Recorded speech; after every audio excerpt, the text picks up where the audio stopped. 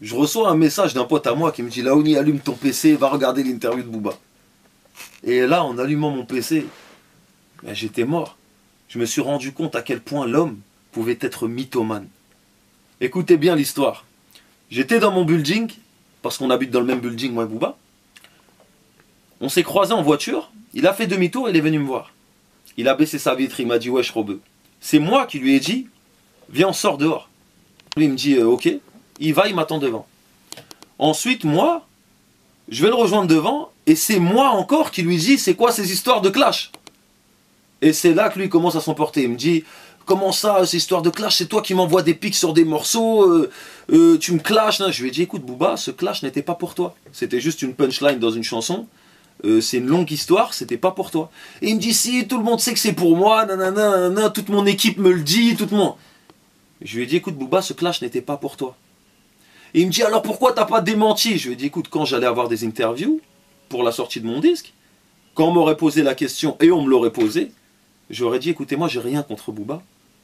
Pourquoi est-ce que je vais aller le piquer? Pourquoi est-ce que je vais aller clasher? Il m'a rien fait. » Et il me dit « Ouais, mais t'aurais pu dire ça sur Twitter pour démentir. » Je lui ai dit « Écoute, moi j'ai pas le temps de me prendre la tête avec des Twitter comme ça. » Ensuite il me dit « De toute façon, moi j'aime pas ton comportement, j'aime pas ta manière de te mélanger, j'aime pas nanana. » Et moi je savais qu'il disait tout ça derrière moi, depuis 6 ans. Ça fait 6 ans qu'il parle derrière moi, qu'il dit ça à différentes personnes, mais on y reviendra. Et là j'étais un peu content qu'il se livre un petit peu. Parce que, pour une fois dans sa vie, il prenait un peu ses couilles et il me disait des choses. Et moi je les savais déjà ces choses. Donc je lui ai dit mot pour mot. Depuis toutes ces années, on se croise tous les jours. Pourquoi t'es jamais venu me dire tout ce que tu dis dans mon dos? On se connaît pourtant. Et là il me dit, on se connaît pas, t'es pas de ma team, tu manges à tous les râteliers, moi j'aime pas les trucs comme ça. Je commence à lui dire, mon frère, c'est rien ça. Mon frère, si t'as quelque chose à me dire, tu me le dis. Ensuite il me dit, ouais mais de toute façon tu sais quoi, moi et toi on se parle plus, on se serre plus la main, comme un gamin de 8 ans, un petit con. Un moins que rien. On serre plus la main, on se dit plus bonjour, on se calcule plus. Voilà, toi et moi, c'est comme ça. Je lui ai dit, ok. Je suis rentré chez moi tranquille. Et je me suis dit, putain, c'est vraiment un moins que rien. Hassol, il a parlé de moi à l'ancienne. Il a dit, ouais, il était mieux avant ou quoi, nanana. Et là, j'ai halluciné, j'ai khla, comme on dit, j'ai eu peur. Je me suis dit, comment est-ce qu'on peut être un mytho et un moins que rien? Et surtout, comment on peut être amnésique à ce point-là? De l'amnésie. La première fois de ma vie où j'ai rencontré Booba, c'était à Bois d'Arcy. Il chantait par les fenêtres, je l'ai vu de mes propres yeux. Karim Kalimet l'a fait chanter par la fenêtre. Momo Larch en est témoin, il cherchait la protection de Papou. Là, je sors les vrais noms. Même lui, dans ce PC, je dois se dire, mais comment il peut... Tu étais une victime. Booba était une victime à Bois d'Arcy. Une victime. Des fois, il simulait, il voulait pas sortir en promenade, il restait... Et ça, je jure devant Dieu que c'est vrai. C'était une victime.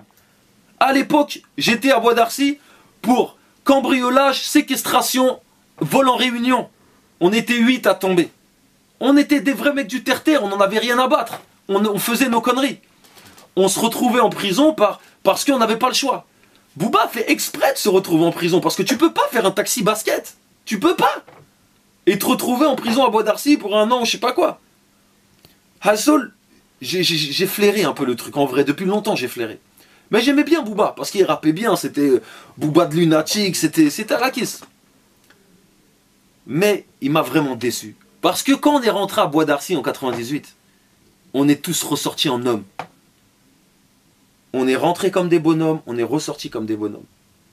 Mais l'image que Booba a laissée à Bois d'Arcy, c'est à vous de juger. Mais en tout cas, j'ai vu, il rappait par les fenêtres. Il rappait par les fenêtres. Alors concernant Panam Boss, tu dis aussi dans une autre interview que les personnes qui étaient dans Panam Boss ne sont pas les boss. Ce ne sont pas les vrais boss. En faisant Panam Boss déjà, j'ai glorifié Panam, notre ville. À Panam, on est les boss. Donc je peux pas ramener aussi tous les rappeurs et tout, mais j'en ai ramené une bonne partie. De toute façon, c'était la première fois que tu vois autant de rappeurs qui sont réunis sur un même morceau, que ce soit les rappeurs ou les guests. Mais la chose qui m'a choqué, c'est qu'il a dit que dans le clip Panam Boss, il n'y avait pas les boss. Tu prends des mecs comme 2 Balles de Nec. ménage à trois. Tu prends des mecs comme Arsenic, Secteur A, Jackie, pilier du rap français. Tu prends des mecs comme Bustaflex, comme Sage Poète de la rue, comme Mac Taylor. Des mecs qui ont porté le hip-hop. Des mecs qui ont fait en sorte que le rap existe aujourd'hui. Quand tu te permets de dire que ces personnes-là ne sont pas les boss de Paname, c'est que tu as un problème. Mais ce qui m'a choqué, c'est quand il a dit ça, en parlant aussi de Roca. Petit cours d'histoire pour les personnes qui ne connaissent pas Roca. Roca faisait partie du groupe La Clica, avec Daddy Lortzi et toute leur équipe, respect à eux. Mais Booba a commencé dans le hip-hop en tant que danseur. Tu étais danseur, tu faisais du smurf pour La Clica. Ensuite, un peu plus tard, ils t'ont donné ta chance. Et ils ont fait en sorte qu'aujourd'hui, tu sois Booba. Et aujourd'hui, 10 ans après, avec le succès, avec la renommée, comment est-ce que cette personne minable peut se permettre d'émettre une critique sur les personnes qui ont fait en sorte qu'il soit là où il est aujourd'hui? Comment est-ce que tu peux te comporter comme ça? Et t'as aussi, t'en as pas. Il y avait Zoxy aussi, je peux parler de Zoxy. C'est Zoxy aussi qui a mis les gens de Boulogne. En 15 ans de carrière, Booba a fait croquer qui? Booba a produit qui? Booba a mis qui en avant? Ne comparez jamais Booba à moi. Jamais. En même pas 6-7 ans de carrière, parce que quand je suis arrivé dans le game, ils étaient déjà à 2-3 albums. Regardez qui j'ai mis en avant. J'ai mis MAS, j'ai mis Sultan, j'ai mis Fababi, j'ai mis Canardo, j'ai mis Green. J'ai mis mes couilles sur la table. Quand je fais une mixtape Capital du Crime 3, Capital du Crime 2, Capital du Crime 1, j'invite toujours tous les petits rappeurs de la nouvelle génération. Et je fais des clips avec eux. Je les mets en avant. J'ai pas peur de partager mon image avec eux. Parce que Dieu m'a donné, je redistribue. Mais ça, c'est un truc, c'est quand tu as grandi dans la street que tu connais ce genre de choses. Mais comme encore une fois, on n'est pas du même milieu social, et ben moi et ce moins que rien, on n'a pas la même vision de la vie. On n'a pas cette même vision. Cette notion de partage. Dieu te donne, tu redistribues. Bref, quand je suis sorti de prison, Clément m'a présenté Booba. Et tellement que Booba était fort à l'époque, c'était le Booba de Lunatic, et ben, son rap m'a fait oublier que c'était une victime. Alors on a commencé à se parler un petit peu, donc moi j'ai fait mes mixtapes, j'ai fait mon album Bourré au son.